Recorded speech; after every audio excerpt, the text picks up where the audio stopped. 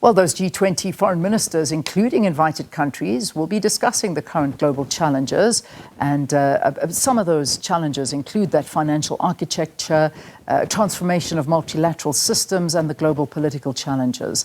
For more on this, we cross now to Nasrec. SABC news reporter Khayelihle Khumalo is joining us there. So, Khayelihle, this is going to be a very interesting start to the G20. There are many, many sideline meetings and many more of these we can expect. But this one holding a lot of weight because this is the official start of it in the country with the president addressing us.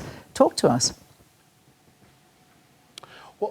Well, very much so, Lee, and quite a very significant moment for South Africa as the country is hosting these top diplomats from the G20 countries, from these very influential economies and the developing economies as well. But of course, I think what's going to be the elephant in the room is the representation of the United States of America. We know that we've just received a confirmation from the Department of International Relations and Cooperation that they'll be represented by their second in command in Pretoria at their diplomatic mission. But obviously, Leanne, plethora of issues to be looked at by the foreign affairs ministers. We know that with South Africa, issues around climate change, but also issues pertaining to debt sustainability. We do know of the very myriad of challenges facing the developing countries in terms of meeting these targets, but also what is very critical for South Africa is the agenda of the Sustainable Development Goals.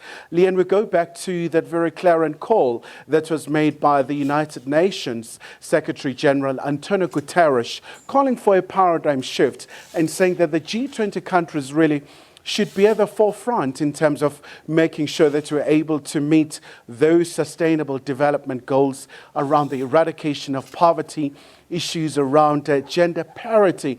But of course, Leanne, these are very interesting times with the geopolitical tensions and also the geopolitical instability.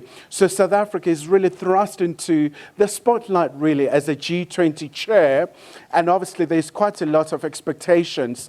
And we do understand that about 15 foreign affairs ministers will be here right in Nasrec. And also you do have the 4 deputy ministers.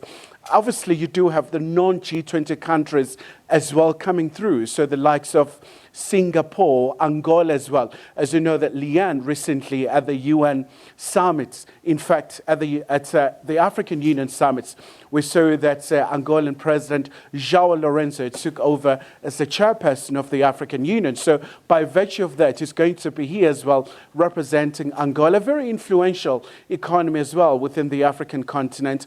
But also you do have the likes of Singapore, Spain, Netherlands, and many other countries. So there's quite a lot in terms of the agenda, Leanne.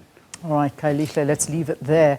We're going to be watching this one very closely and see some of the things and happenings coming out of it. And Khayelihle Khumalo will keep us updated.